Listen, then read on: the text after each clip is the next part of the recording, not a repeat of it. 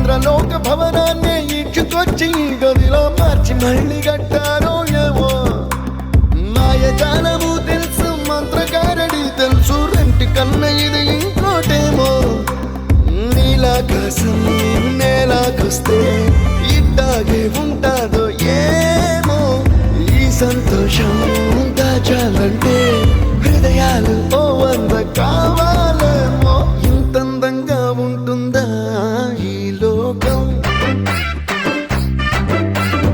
ఇన్నాళ్ళు ఈ మనసుకి తెలియాలేదే పాపం